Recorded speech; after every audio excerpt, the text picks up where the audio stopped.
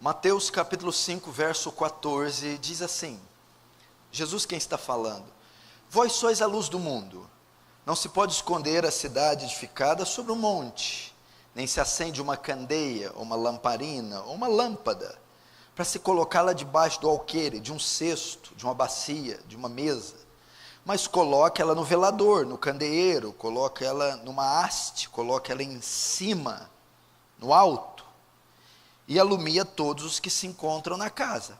Assim também, assim como a cidade edificada e a lâmpada no candeeiro, brilhe também a vossa luz diante dos homens, a fim de que os homens vejam essa luz em forma de boas obras, e vendo as boas obras, glorifiquem a vosso Pai que está nos céus. Deixa aberta e feche somente os olhos.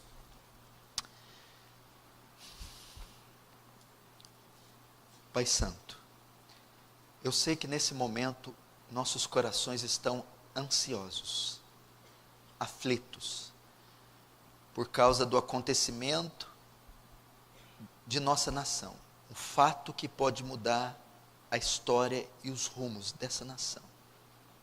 Neste instante estão sendo apurados os votos para a escolha do chefe máximo da nossa nação. Nossa oração é a mesma, a semelhança do seu Filho. Faça a tua vontade, Senhor. Faça conforme o Senhor quiser. Deus, mas aqui neste culto, pedimos que o Senhor exalte o seu nome e a sua glória. Nos dê iluminação ao texto e através do texto exposto, debaixo do poder do Espírito Santo, edifica-nos, santifica-nos, encoraja-nos, fortalece-nos, porque nós queremos ver tua glória, Senhor. Queremos ser sal e luz nesse mundo perdido, porque a esperança não está nas eleições, nem em um candidato, em uma reforma política. A solução está no poder do Evangelho, na pregação do Evangelho, no sal da terra e luz do mundo, que é a tua igreja influenciando esse mundo. Ó Deus, faz teu reino avançar, receba a glória para si, despeja da sua graça e toma todo o controle desse momento, e nos conforma à imagem do seu Filho, em nome de Jesus. Amém.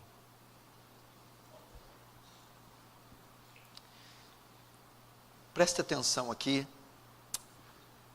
Você sabe que agora nos domingos nós vamos, aqui está fazendo uma série de sermões, a exposição do Sermão do Monte, que está em Mateus capítulo 5, 6 e 7, vamos fazer a exposição de todo o sermão, de todos os 3 capítulos, versículo por versículo, até que Deus nos dê graça e o tempo nos permita fazer tal coisa. Para mais informações sobre o Sermão do Monte, é só você rever ou ver as outras mensagens que estão postadas no canal Defesa do Evangelho. Está lá a introdução do Sermão do Monte, está lá o que são as bem-aventuranças e a pregação de cada uma das bem-aventuranças. E nós, dando sequência no Sermão do Monte, domingo passado falamos da luz do mundo. Jesus parou diante de um povo desconhecido, simples, camponeses, pescadores, donas de casa. Parou-se diante deles e disse: vós sois a luz do mundo. Ele fez uma bombástica, estupenda declaração. Ele chamou aquele povo de luz do mundo. Vocês são a luz do mundo. Vocês são a causa desse mundo não se perder. A presença de vocês no mundo é a razão dele não se corromper de todo. Vocês são a causa de reterem e impedir que o mal se alastre e propague por todo o mundo, por todo o mundo e numa escala inimaginável. Vocês são responsáveis. Cristo mostra que este mundo está apodrecendo, se corrompendo, se degradando. Cristo mostra que esse mundo está em completa escuridão, ausente da verdade, alheio da verdade, perdido em trevas. E nós, os cristãos, vocês, são os únicos agentes capazes de brilhar sobre essa escuridão, de refrear toda essa corrupção, sendo sal e sendo luz. Ele faz essa estupenda declaração. Agora, passemos para o desfecho do sermão, para o desfecho desta parte do sermão, que é a luz do mundo. Ele disse então, nós dissemos no sermão anterior que somos luz, exercemos influência, brilhamos a luz de Cristo. Agora, ele parte para um outro ponto do sermão, as advertências de Cristo. Ele faz algumas advertências aqui, para nós que somos sal e nós que somos luz. Depois de declarar que somos sal e luz, Cristo faz advertência aos seus seguidores. Quais advertências são? É possível que a luz deixe de brilhar? É possível que um cristão genuíno perca suas características? É possível que o sal não salgue, não dê sabor? É possível que a luz não brilhe? É isso que está no verso 14. Vós sois a luz do mundo, não se pode esconder uma cidade edificada sobre um monte. Então, o verso 14, Jesus declara isso: não se pode esconder uma cidade edificada sobre um monte. O que ele quer dizer com isso? É impossível ser crente, ser luz, e não brilhar, dar frutos. É impossível ser crente e não dar frutos. É impossível ser luz e não brilhar. É esta advertência que ele faz no verso 14, quando ele diz: não se pode esconder uma cidade construída, edificada, cheia de postes de luz, de tochas, em um monte, sem que ela seja percebida. Dizendo isso, ele está afirmando que é impossível dizer que somos crentes e não exercermos influência, e não brilharmos, e não darmos os frutos de cristãos. O que esse texto significa? Não se pode esconder a cidade edificada sobre o monte. Na época de Jesus, ali no Oriente, as cidades eram construídas em regiões montanhosas, em montes, em montanhas, e havia muitas vantagens de se construir uma cidade no monte. Por isso que Jesus faz uso dessa figura, para ilustrar o ensinamento aos discípulos. Uma das vantagens era que a cidade ficava protegida dos inimigos, e havia mais possibilidade de se defender de um ataque, pois estavam no monte. A outra é que as cidades construídas em montes eram mais frescas, tinha uma ventilação melhor. E a terceira é que era fácil de ser encontrada. Sua localização era uma localização de fácil acesso, porque quando uma cidade era construída na montanha, podia-se avistar de longe pelo brilho que ela produzia. É isso que Jesus está querendo dizer. Uma cidade feita na montanha não pode se esconder. Uma cidade que foi construída na montanha não tem como se ocultar, se esconder, pois mesmo estando de longe, as luzes dela a delatam, a denunciam. É impossível esconder. E o que ele está dizendo aqui? Que o crente vai manifestar os frutos que ele tem, os dons, o caráter, as bem-aventuranças que ele possui, ele irá manifestar onde ele passar.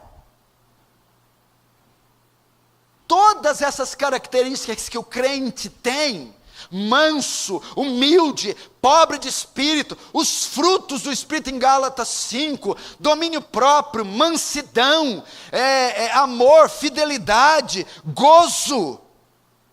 Todas essas características impossibilitam os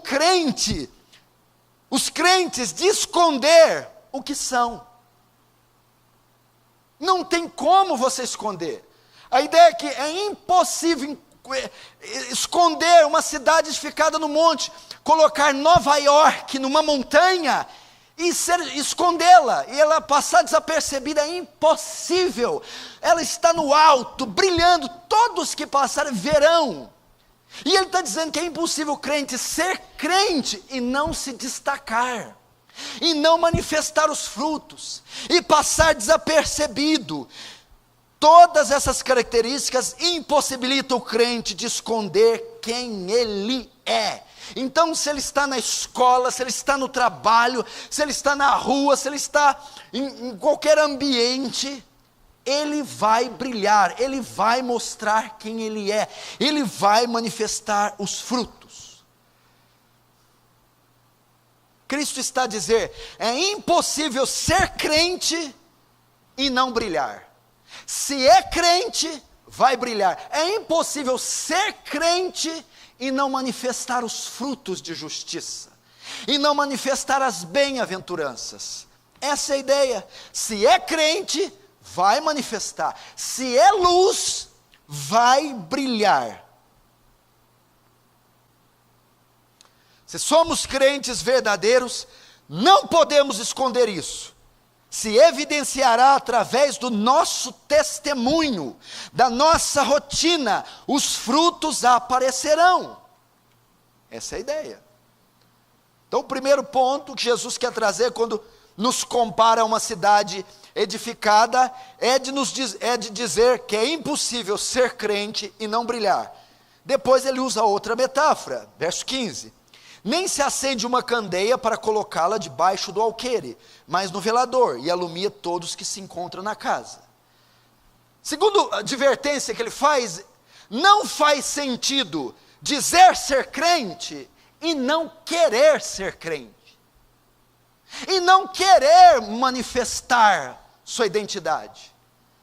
Não faz sentido dizer ser crente e não querer mostrar para os outros que é crente, e não querer revelar para os outros a verdadeira identidade, e não querer se manifestar, se posicionar que é um crente.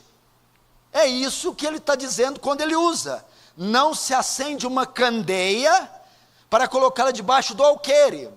Ele está dizendo assim, seria tolice, insensato, alguém acender uma vela, uma tocha, e depois de acender, colocar uma bacia em cima.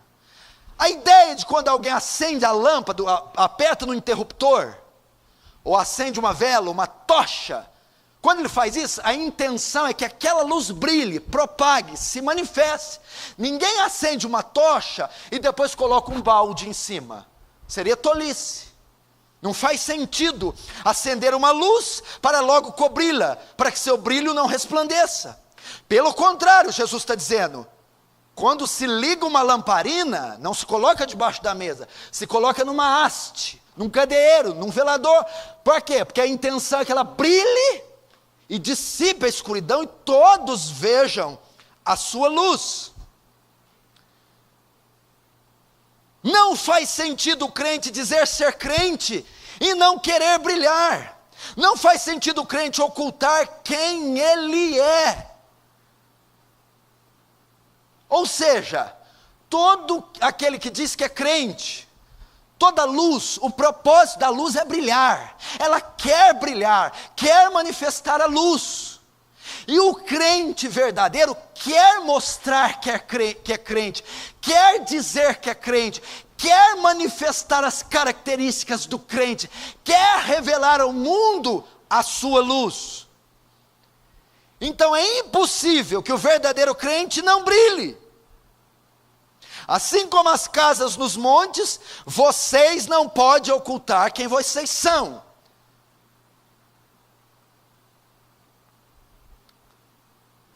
Agora, essa declaração tem outras implicações, para você saber por que ele disse isso. Tem pelo menos duas implicações. Quando Jesus vai comparar o crente com a cidade edificada e com a lamparina, e ele diz que não pode esconder uma, nem encobrir a outra, ele está fazendo um teste para distinguir os verdadeiros súditos do reino. Ele está fazendo um teste para saber quem é salvo e quem não é salvo. É isso que ele está fazendo. O que ele está dizendo? Quando ele falou que o sal pode ser insípido e a luz pode não iluminar, ele está dizendo o quê? O que ele está dizendo? Se o sal for insípido, para nada mais serve a não ser para ser jogado no chão, ser pisado pelos homens. Não se acende uma lamparina para colocar debaixo da mesa, nem esconde a cidade edificada no monte. Ele está dizendo aqui que você não pode professar ser crente e não ter as características do crente.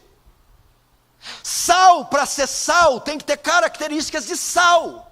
Crente que professa ser crente tem que ter as características do crente. Isso que está dizendo. Pode haver pessoas na igreja que se dizem ser crente, que se dizem ser convertidas, que se dizem ser salvas, que se dizem ser sal. Dizem, mas não têm as propriedades do sal. O que é isso? Não salgam, não influenciam, não restringem do mal, não refreiam a corrupção, não manifestam as bem-aventuranças. Então, ele não é sal. Ele diz que é sal, mas não tem as propriedades do sal. Então, ele não é sal. Ele diz que é cristão, mas não tem as características do cristão. Então, ele não é cristão. As bem-aventuranças também são um teste da salvação. A mesma coisa a luz. Ele diz que é luz, crente. Mas Jesus diz, como pode você dizer que é crente e você está escondido? Tem jeito de esconder Nova York lá no vale, no Jardim Tropical? Tem jeito? É impossível. Então como é que tem gente que diz que é crente e fica oculta? E ninguém sabe que é crente. Diz que é crente, mas não brilha. As pessoas não sabem que é. Se Jesus está dizendo, é impossível que uma cidade feita no monte não seja vista. É impossível se escondê-la, é impossível. É impossível o crente verdadeiro não manifestar os dons e os frutos. Então, se tem gente na igreja que diz ser crente, diz ser luz, mas ninguém vê o seu brilho, ninguém vê as luzes, as lamparinas, os holofotes, ou seja, as características, ele não é crente. Ele não é crente. Quando Jesus fala da videira, em João capítulo 15, eu sou a videira, o meu pai é agricultor. Aquele que está em mim e dá fruto, corta, poda, para que dê mais fruto. Aquele que não dá fruto, o pai corta e lança no fogo. Aí depois ele vai dizer assim, aquele que está em mim, esse dá muito fruto.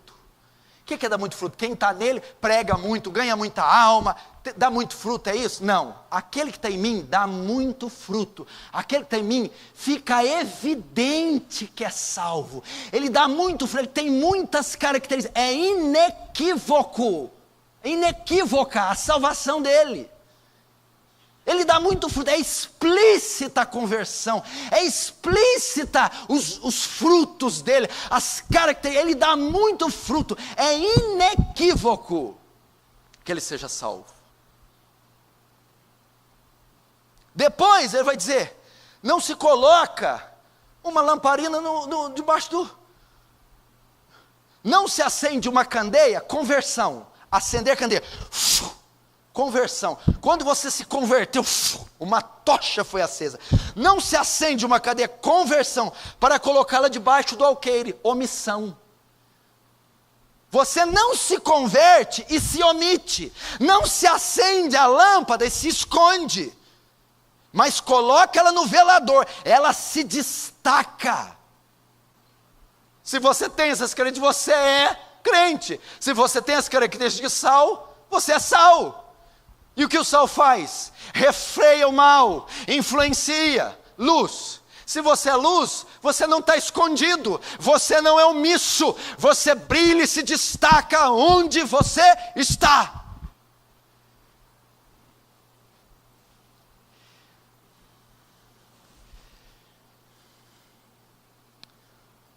Se você dizer que é crente, não tem qualidades de crente, você não é crente. Sal sem característica não salga. Luz sem característica não ilumina.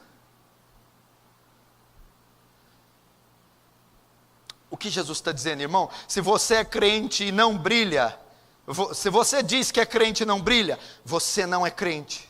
Se você diz que é crente e não salga, você não é crente. Está fazendo um teste aqui da salvação.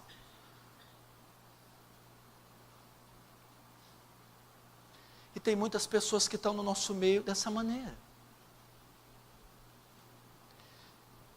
Essa é a primeira implicação. A primeira é o teste da salvação. Jesus está dizendo para distinguir os verdadeiros súditos do reino. Segunda implicação, ele está advertindo que o crente, por descuido, pode perder a salinidade e o brilho. Salinidade é o poder de salgar. E brilho, óbvio, poder de iluminar, de brilhar. Primeiro, pode acontecer de não brilhar e não salgar, porque não é sal e nem é luz, não é crente. Segundo, pode acontecer de perder a salinidade e o brilho, por causa de descuido e negligência. Você pode aqui estar um crente verdadeiro, mas não tem mais salinidade, não tem mais sabor, não exerce influência nenhuma neste mundo caído, na sala de aula, com a esposa, com os filhos, onde quer que seja. Pode ser que você seja um crente verdadeiro e foi perdendo o brilho com o tempo, e não ilumina, não impõe os valores cristãos nessa sociedade. Como? Antigamente, não existia esse processo de purificação do sal, como existe hoje. O sal da época de Jesus estava sujeito a modificações, porque no processo todo de fazer o sal, refiná-lo, armazená-lo, transportá-lo, acontecia que ele era afetado por muitas impurezas. Ele estava exposto ao ar, ao sol, à chuva, e às vezes se misturava com barro, com areia, e as impurezas iam o quê? Dessalinizando o sal. Então esse sal chegava numa etapa que ele não tinha mais sabor, ele não tinha mais salinidade, perdeu suas características. Preste atenção no que Jesus está dizendo. O crente pode perder o seu poder influenciador recebendo as impurezas do mundo.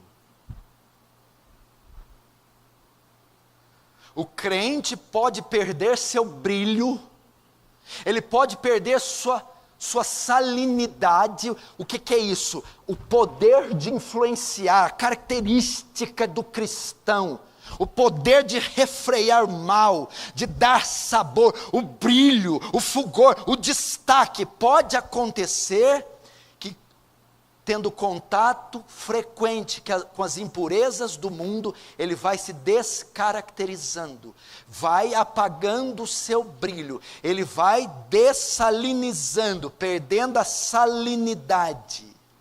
Pode ser que tenha acontecido isso com você.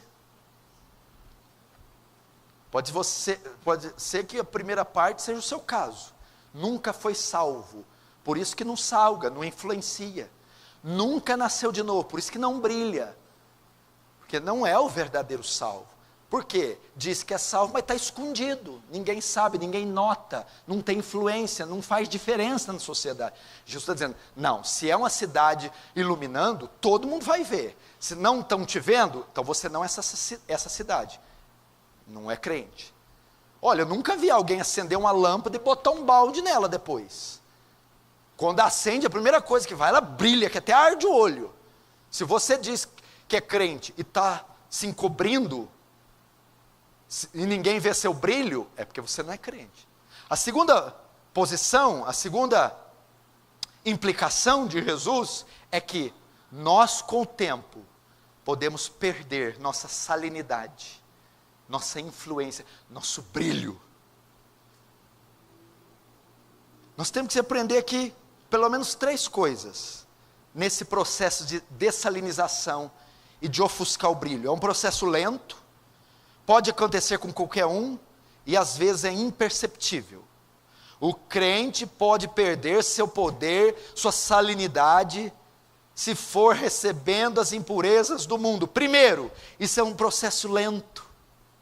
Não se trata de um processo que ocorre do dia para a noite, é algo lento e gradual. Você vai perdendo o seu primeiro amor, você vai abrindo concessões para o pecado, você vai se misturando com o mundo sem saber, e entra um detrito, e entra uma sujeira, e entra uma impureza, e vai indo a isso, e você, sem perceber, gradualmente, você vai perdendo sua característica, você vai abrindo exceção para alguns pecados, você vai se misturando com práticas mundanas, você vai consumindo programação ímpia, mundana, não sabe mais diferenciar o santo do profano, e lentamente, gradualmente, isso vai descaracterizando você. Pode ser o seu caso, pode ser você que não está mais robusto na fé, fraco, que não tem mais influência, que não é mais um homem de opinião, porque aos poucos você foi se sujando, recebendo as impurezas do mundo. Segundo, é um processo que pode acontecer com qualquer um. Qualquer um pode perder sua salinidade. O novo convertido, os homens, as mulheres, os anciãos, os oficiais da igreja, os diáconos, os presbíteros, os pastores, os bispos. Ninguém está alheio a este processo. Ninguém é imune a esse processo. Pode acontecer com qualquer um que se descuidar. Se o sal vier perder o seu sabor, para que ele serve? Não tem cabimento esconder uma cidade no monte. Não tem cabimento esconder a lâmpada debaixo do velador, debaixo do alqueire. Isso pode acontecer, meu irmão. Primeiro, é lento, é gradual. Segundo, ninguém está imune a esse processo. Terceiro, é algo muitas vezes imperceptível. O que é isso?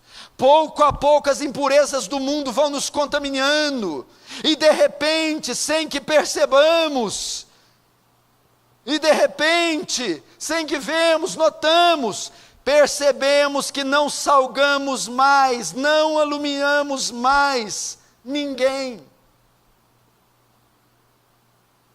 Às vezes é imperceptível, às vezes você não nota, que pouco a pouco essas impurezas vão se misturando, vão penetrando no seu coração, e de repente você percebe que não salga mais ninguém, que não ilumina mais ninguém.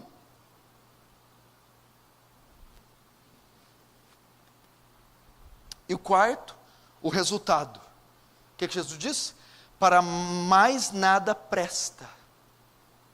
Não temos utilidade alguma no reino, que Jesus está dizendo. Se acontecer isso, Jesus disse, se o sal se tornar insípido, impuro, sem qualidades, insonso, se a luz não brilhar, para mais nada presta. Para nada mais presta. Ou seja, o resultado disso é que não temos utilidade alguma para o reino. Sal que não dá sabor, sal que não salga, não presta para nada, tem que ser jogado no chão. E será que isso não está acontecendo com você, meu irmão? Será que não está acontecendo com você? Será que esse processo de dessalinização, Jesus advertiu, cuidado, o sal pode vir a perder o seu sabor. Como isso é feito? O contato com as impurezas, exposto ao ar, ao barro, à terra, ao sol, vão diluindo e perdendo aquela característica. Você talvez, meu irmão, pelo contato com o mundo, foi deixando se esfriar aqui, abriu a porta para um pecado acolá, se misturou com a coisa aqui, e aos poucos foi ofuscando o brilho. Os crentes não podem permitir que a luz deixe de brilhar no seu resplendor máximo em momento algum.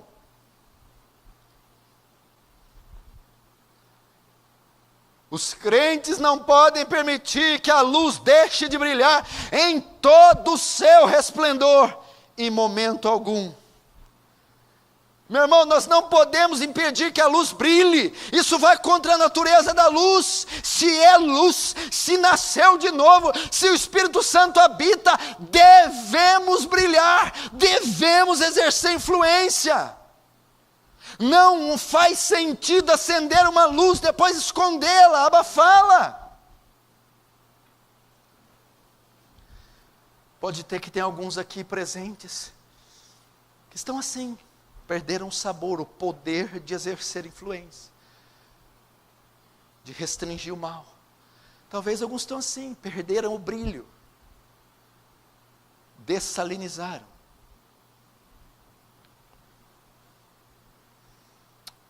O que eu posso fazer para isso não acontecer? O que fazer para que o sal não se torne insípido? E para que a luz não perca o seu brilho? O que você pode fazer se esse é o seu caso? Eu vou ilustrar aqui pelo menos 4 coisas rapidamente que você deve fazer. E talvez elas sejam a causa de você perder o brilho. O que então eu posso fazer para eu não perder minha salinidade? Minhas características básicas e minha luz. Primeiro, devemos nos alimentar diariamente da palavra de Deus. Para uma vida espiritual saudável é necessário ter uma alimentação balanceada na palavra.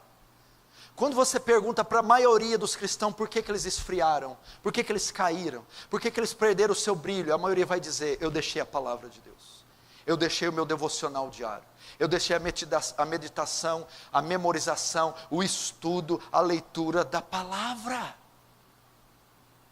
Mateus 4,4, Jesus é enfático em dizer para o diabo: não só de pão vive o homem, mas de toda a palavra que sai da boca de Deus. É a palavra que mantém a salinidade, a luz, a força do crente. João 17,17, Pai, santifica-os na tua verdade, a tua palavra é a verdade, a palavra que nos mantém santos. João 15,3 diz que ela nos limpa, vós já estáis limpos pela palavra que vos tenho falado. Só a palavra tem poder de nos guardar da impureza, só a palavra tem poder de preservar sua salinidade, o seu brilho. Dwight Lyman Moody dizia: ou este livro me afasta do pecado, ou o pecado me afasta desse livro. É a Bíblia. 1 Pedro 2,2, Pedro, ele declara claramente que eu estou falando: desejar ardentemente como crianças recém-nascidas, o genuíno leite espiritual é a palavra, para que por ele vos seja dado crescimento para a salvação. Você precisa separar um tempo para isso. Você precisa separar um tempo para meditar, ruminar, se conformar à palavra. Estava conversando com pessoas esses dias, e eles me diziam, estão me dizendo: toda vez que eu leio mais a palavra eu me santifico, me dá temor, me dá responsabilidade. A palavra causa isso. Então, primeira atitude para não perder o seu sabor: se alimente regularmente da palavra. Segundo princípio, para você não perder o seu brilho nem seu sabor: esteja constantemente junto ao trono da graça. Hebreus 4,16, acheguemo-nos, portanto, confiadamente, junto ao trono da graça, a fim de recebermos misericórdia e acharmos graça para socorro em ocasião oportuna. Esteja constantemente diante do trono da graça. O que é isso? Mantenha uma vida regular de oração. Você precisa estar lá. Lucas 22:46, Jesus diz: orai para que não entreis em tentação, porque na verdade o espírito está pronto, mas a carne é fraca. Mateus 6,13, Jesus diz: portanto orareis assim: Pai nosso que estais no céu, santificado seja o teu nome, venha a nós o vosso reino, seja feita a tua vontade, assim na terra como no céu. O pão nosso de cada dia dai-nos hoje, perdoa todos os nossos pecados, e não nos deixe cair em tentação, mas livra-nos do mal. Não nos deixe cair em tentação. Oração, meu irmão. 1 Tessalonicenses 5,17, orai sem cessar. Efésios 6,18, orando todo o tempo no Espírito. Por essa razão perdemos nossa salinidade. Na primeira mensagem, o que eu disse? Que nós não temos luz própria, nossa luz é reflexo da luz de Cristo. Ele é a verdadeira luz, correto? Se nós nos afastamos da luz, que é Cristo, se nós não estamos constantemente perante a luz, em oração nós vamos nos apagar, nós vamos perder nosso brilho.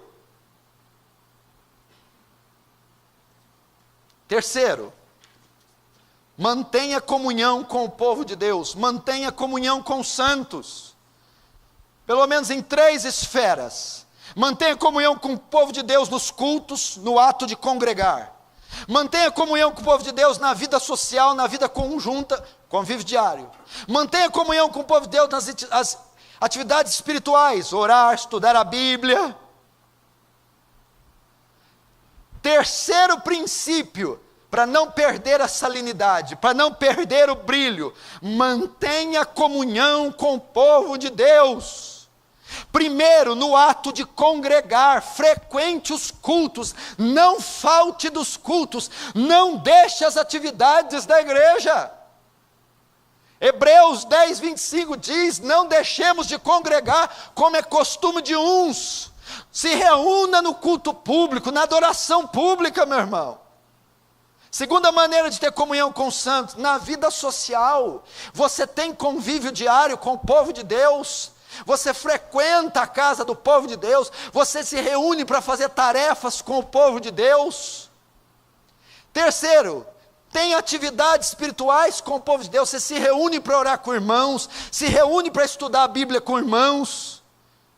Tudo aqui se encontra em Atos capítulo 2. Tudo aqui que eu disse nesse princípio, para não perder a salinidade, manter comunhão com o povo de Deus, em 3 esferas. Congregando, na vida social conjunta e nas atividades espirituais. Veja só, porque a igreja de Atos era o grande sal e grande luz na época. Atos 2:42. E perseveravam, quem perseverava? Os crentes de Atos, na doutrina dos apóstolos, estudavam em comunhão. Na comunhão, na vida social, grega que é koinonia.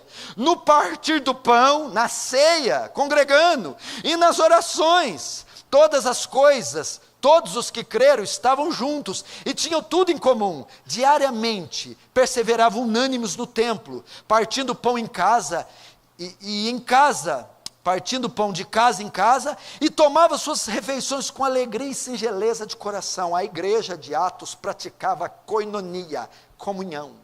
Comunhão com os santos, se reúna para orar com irmãos, se reúna para estudar a Bíblia com irmãos, se reúna para fazer atividades com os irmãos, compras, reformas, faxinas, limpezas, se reúna para adorar publicamente com os irmãos em um culto. Quarta maneira de não perder a salinidade nem o brilho, não se conforme ao seu pecado, nem se conforme com esse mundo. Não se conforme com o seu pecado, nem se conforme com o mundo. Em miúdos, lute contra as impurezas desse mundo. Lute! Não se conforme com o pecado. Crente não tem pecado de estimação. Crente não tem atividade ímpia de estimação. Romanos 12:1, rogo-vos, meus irmãos, pelas misericórdias de Deus, que apresentei vosso corpo por sacrifício vivo, santo e agradável a Deus, que é o vosso culto racional, e não vos conformeis com esse século, mas transformai-vos pela renovação da vossa mente, para que experimenteis qual seja a boa, agradável e perfeita vontade de Deus.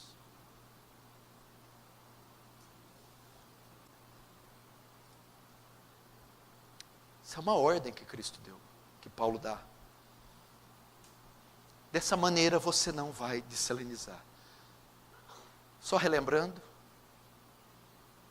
tenha uma dieta balanceada com a palavra de Deus, nutra uma vida regular de oração, tenha comunhão com os santos, e não se conforme ao pecado nem ao mundo. Agora fim, verso 16. Assim brilhe também a vossa luz diante dos homens, para que veja as vossas boas obras e glorifique a vosso Pai que está nos céus. Verso 16, depois de falar o que eu vou falar, mas não vou falar agora, eu vou falar depois, por isso que eu falei depois. Então você tem duas coisas aqui. E agora eu estou falando para duas classes de pessoas. Primeiro, aqueles que dizem ser crentes, mas não brilham, estão escondidos, estão debaixo de um velador, melhor, debaixo de um alqueire, de uma cesta. Ou dizem que são crentes, foram edificados no monte, mas ninguém os vê, os percebe. Dizem que são sal, mas não exercem influência. Pode ser um teste para mostrar, pode ser não, é um teste para mostrar que pode ser que você não seja crente, não tenha nascido de novo. Pode ser. Como eu faço para saber? Veja se você tem as características do sal. Sal que é sal tem que ter as características do sal. Quais são as características do sal? Bem-aventurados os misericordiosos, bem-aventurados os limpos de coração, bem-aventurados os pacificadores, bem-aventurados os mansos, bem-aventurados os pobres de espírito. Se você não tem, você não salga. Se você não salga, não é sal, não é crente. Segundo, pode ser que você já teve um tempo de brilho, de influência, e agora vem perdendo gradativamente. O que é isso? Jesus advertiu que podemos perder nossa salinidade, nosso brilho. Quais as razões? As impurezas, as toxinas, as concessões que nós vamos fazendo com as coisas desse mundo e com esse pecado. Para o primeiro grupo eu digo a você, arrependa-se, arrependa-se, receba Jesus na sua vida. Pastor, eu sempre me declarei como luz, mas nunca brilhei de verdade. Eu sempre disse que era sal, mas não me lembro, não me recordo de ter exercido influência em momento ou sobre pessoa alguma. Se arrepende, busque a conversão. O segundo, eu perdi meu sabor, tenho perdido gradativamente, tenho perdido a luz. Talvez foi o contato com as impurezas. Volte, resgate isso. Volte ao estudo da palavra, volte à vida de oração, tenha comunhão com os santos. Detalhe, comunhão com os santos não é comunhão com gente da igreja. Você ter comunhão com gente da igreja não significa que você tem comunhão com os santos, não.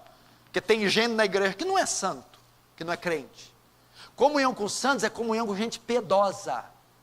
Você já ouviu falar aquela frase que o semelhante se atrai? Pode ver, irmão carnal na igreja, gosta de andar com o irmão carnal. O irmão carnal nunca gosta de estar com o espiritual. O carnal, aquele que só fala de política, só fala de futebol, só fala asneira, gosta de ficar com quem só fala asneira. Não interessa para eles assuntos elevados da eternidade, não quer saber disso. Para uma comunhão que possa te dar salinidade, procure os piedosos, os santos. E agora, por fim, Cristo dá uma ordem. Agora que ele explicou, agora que os ovos se fritaram, Cristo dá uma ordem dizendo: assim brilhe também vossa luz diante dos homens. Ele dá uma ordem. Aqui Cristo diz que os crentes devem, cientes, conscientes e deliberadamente brilhar. Cristo está dizendo, esforcem-se para influenciar esse mundo. Assim também, o que quer dizer assim também? Assim como a cidade edificada no monte e a candeia, assim como elas brilham, assim como elas remetem fulgor, assim também brilhem vocês diante dos homens. Ele dá uma ordem, os crentes devem consciente e deliberadamente exercer influência. O que essa ordem implica? Manifestem o novo caráter de vocês nesse mundo, preguem o evangelho para esse mundo caído, testemunhem da sua fé neste mundo, reprovem as obras das trevas nesse mundo. Por que Jesus disse isso? Porque nós estamos aqui para isso. Eu vou te fazer uma pergunta, por que nós, depois de convertermos, já não vamos para o céu? Por quê? Por que eu não me converto hoje e amanhã eu vou para o céu? Por que a gente converte e tem que ficar aqui? Já parou para pensar? Por que nós nos convertemos e não vamos no dia seguinte para o céu? Por que Jesus nos deixa aqui? Nós nos convertemos e ficamos aqui para nós influenciarmos positivamente esse mundo. É por isso que o Senhor nos converte e nos deixa aqui, e não nos leva de imediato para o céu. Nós estamos aqui para influenciar positivamente esse mundo, sendo sal e sendo luz. E aqui ele dá a ordem, assim como a cidade e a tocha, brilhe também vossa luz diante dos homens, manifestem o novo caráter a esses homens. O que quer dizer brilhar diante de Deus, dos homens? Dar testemunho de Deus, dê testemunho da existência de Deus, meu irmão. Segundo, refrear o mal, isso é brilhar. Terceiro, influenciar os homens. Quarto, conduzir os homens a Cristo. É isso que Jesus está dizendo. Exerçam influência. Agora, como brilhamos? Como é que essa luz se manifesta? Como são as características dos raios dessa luz? Como brilhamos? Veja só, o texto ainda prossegue. Assim brilhe também vossa luz diante dos homens, para que vejam as vossas boas obras. Como é que eu brilho? Como é que eu salgo? Como é que eu mostro minha salinidade? Como é que eu brilho? Através das minhas boas obras. Isso é brilhar, manifestar boas obras. Mas que boas obras são essas? Obras de justiça, os frutos do Espírito, os dons que Deus distribuiu à igreja, o meu testemunho. É quando eu reprovo o casamento homossexual, é quando eu reprovo o aborto, é quando eu reprovo a devassidão desse mundo que eu brilho. É quando eu acho uma carteira cheia de dinheiro e devolvo ela intacta para o seu dono. É quando eu digo a verdade e não minto na minha empresa. É quando o meu índice de produção é o melhor da minha empresa, eu sou o primeiro a chegar e o último a sair, mesmo que seja injustiçado pelo meu patrão. Isso são boas obras, isso é brilhar. Eu sou fiel à minha esposa, mesmo com um casamento difícil, eu não falo de divórcio, eu não penso em divórcio, eu fico até o fim com ela, apesar da crise. Isso é boas obras. Eu estou desempregado, passando dificuldade, passando fome, mas eu não sou desonesto, eu não fraudo o documento, eu não pego o que é meu, eu não roubo, eu aguento a pressão, a provação, calado, louvando a Deus. Isso é brilhar, isso é salgar. Isso é mostrar que eu sou crente. Isso é a cidade no monte brilhando, e ninguém pode esconder a sua luz. Ela está ali, e todos sabem que ela é cidade, porque ela brilha, ela brilha. Você está ali no trabalho, na rua, na vizinhança, na escola, todos sabem que você é crente. Por quê? Porque você não ri de piadas de escarnecedores, porque você não se veste sensualmente, porque você não concorda com a depravação daquelas pessoas. Você brilhar.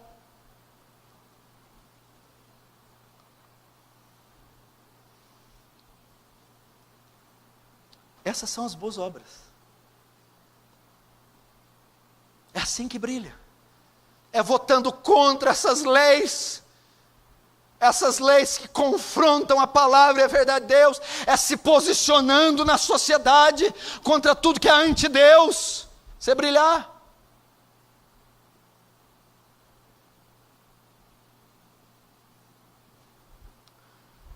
Para encerrar agora. Qual a finalidade de brilharmos? Para que brilhamos? Para que ele quis nos fazer sal? Ele quis nos dar propriedades? Para que Ele quis colocar e transmitir, transferir a luz dEle para nós? O Senhor já disse, Ele quis que eu brilhasse, dissipasse a escuridão, me destacasse, impôsse as minhas ideias, as minhas opiniões, para que eu refreasse o mal. Sim, mas com qual finalidade? A grande finalidade, para que Ele, só Ele, receba a glória. Talvez você está brilhando pensando que você é o Michael Jackson, o destaque é meu, para a glória é minha, para os aplausos vir para mim, a convergência é em mim, para eles verem que eu sou supimpa. Não. Para quê? Vamos ver.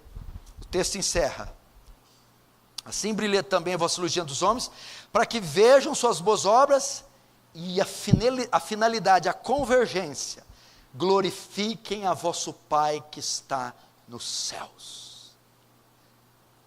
Qual a finalidade de brilharmos nesse mundo? E de exercermos salinidade, glorificar a Deus. E esse aqui, glorificar, pelo menos, são em 3 formas. Para que os homens vejam as suas boas obras e glorifiquem o Pai que está no céu. Para que é o brilho? Para que é o salgo? Primeiro, para Deus ser conhecido. Para eu manifestar o caráter de Deus. Uma igreja santa aponta para um Deus santo. Uma igreja que brilha, uma igreja que é luz, aponta para que um Deus é luz, para um Deus que é luz. Como é que a terra conhece a Deus? Através da igreja. Como é que o ímpio sabe da existência, da característica, do caráter, do ser de Deus? Através da igreja. Então eu brilho, eu salgo para apresentar ao homem a existência de um Deus soberano, de um Deus tremendo, de um Deus gracioso. Segundo, para que eu brilhe e salgo?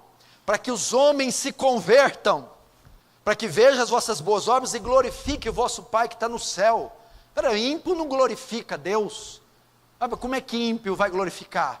Ao ver a luz que está em você, ao ver o sal que está em você, ao ver a sua serenidade, ao ver as beatitudes de Deus em você, ele vai dizer: ei, eu não tenho essa paz, eu não tenho esse amor, eu não tenho essa paciência, essa fé, essa confiança. Ei, onde adquirir isso? Quem deu isso a você? Aí você apresenta o Evangelho e ele se converte. Então ele glorifica a Deus. As boas obras, o sal e a luz, é uma maneira de trazer pecadores à fé. Terceiro, Deus receber glória. Quando eu salgo, quando eu brilho, meu irmão, a convergência de tudo vai para aquele, a fonte da verdadeira luz. Quando nós manifestamos o caráter de Deus nessa terra, quando manifestamos as características que estão nas bem-aventuranças, Deus é glorificado, meu irmão. Deus recebe glória, Deus é engrandecido, pois eles olharão e vão dizer: quem pode fazer isso com alguém senão Deus? Quem pode transformar uma vida desta maneira senão Deus? Quem pode fazer coisas tão grandes senão Deus? Deus recebe glória.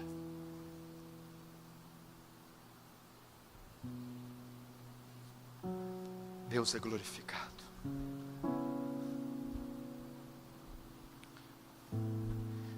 Eu termino com a pergunta: você tem brilhado essa luz?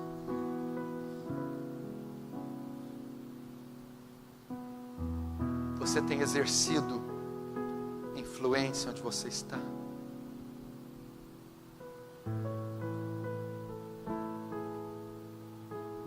Ou você tem perdido o sabor?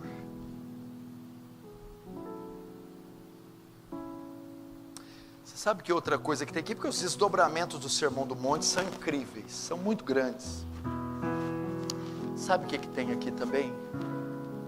O sal tem propriedades tão incomuns que faz o sal ser distinto de tudo, e a luz também.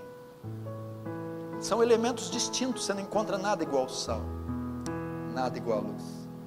Quando Cristo nos compara a sal e luz, Ele está falando assim: vocês são distintos de qualquer outra categoria de pessoa na terra. Vocês são distintos. E sabe o que eu fico pensando, querido, caro irmão? Nós somos tão iguais ao mundo. Quando você fica bravo, que jeito que você fala com sua esposa? Não é igualzinho o vizinho endemoniado? Quando você fica sem dinheiro, você não faz igual ao outro? Pede empréstimo, faz lambança. Quando saem as modas na TV, na malhação, você não se veste igual? Mas esses homens de calcinha apertada, você não tem vergonha? Nós devíamos ser distintos. Eu, quando tenho uma crise, eu não trato a minha esposa, uma crise no casamento, eu não vou tratar a minha esposa igual o espírita, o macumbeiro, o ateu, o muçulmano. Eu sou distinto dele. Quando eu ficar com dívidas, com dificuldade financeira, eu não vou ter atitudes como do ímpio. Eu não vou sair fazendo financiamento, empréstimo, devendo, sujando o meu nome. Não é possível. Eu sou distinto dele. Quando eu for solteiro e tiver atração sexual, desejo por mulher, carência, eu não vou fazer como os outros. Somos distintos. É isso que impressiona o mundo. É isso que quebra as rótulas do mundo e põe de joelhos, porque eles veem que nós somos distintos. Nós, em situações semelhantes a deles, temos posturas distintas.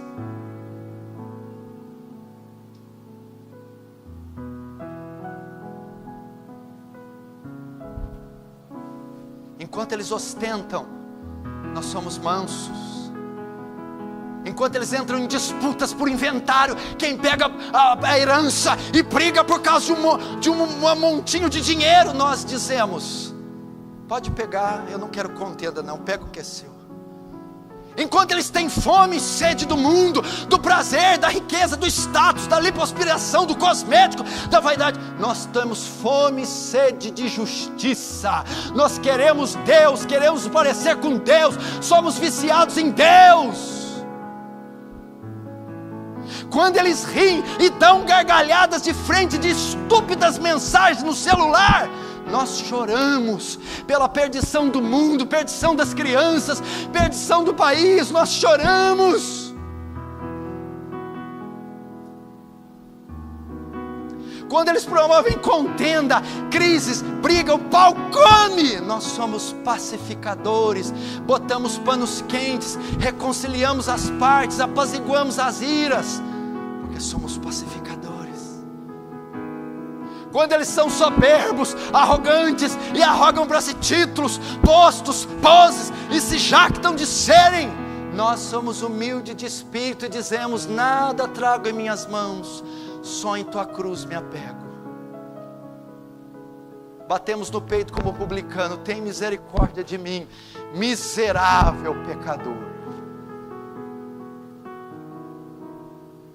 Somos distintos.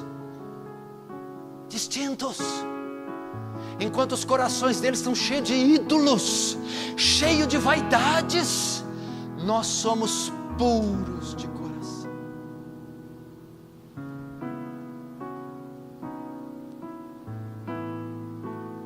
Então, quando eles veem isso em nós, o mal está sendo refreado, a corrupção está sendo refreada, e a luz está brilhando, influenciando e convencendo, impondo valores, impondo ideias, impondo visões, e o reino está avançando, e a pregação é feita, e almas se convertem, porque somos aquela luz no candeeiro, somos a cidade numa torre, uma montanha, dando norte como um farol para esse mundo perdido.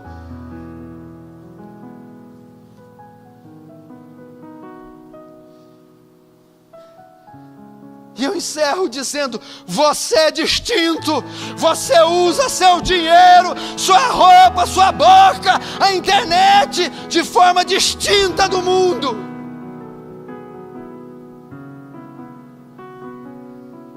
Cuida dos seus filhos, dos seus relacionamentos de forma distinta. Se você assim fizer, você é salvo. Você está cheio de salinidade, você é luz, você está brilhando, você é crente. Se você não está fazendo isso, duvide da sua conversão.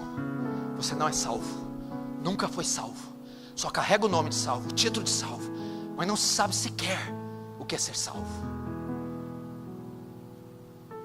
Ou pode ser que você deixou as impurezas da internet, das paqueras, dos relacionamentos, do dinheiro, das vaidades, tirar sua salinidade e ofuscar tua luz.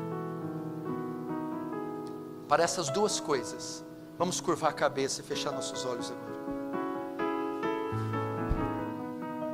Eu não quero passar a história, Deus, sem deixar um marco. Eu quero dizer: combati o bom combate, acabei a carreira, guardei a fé.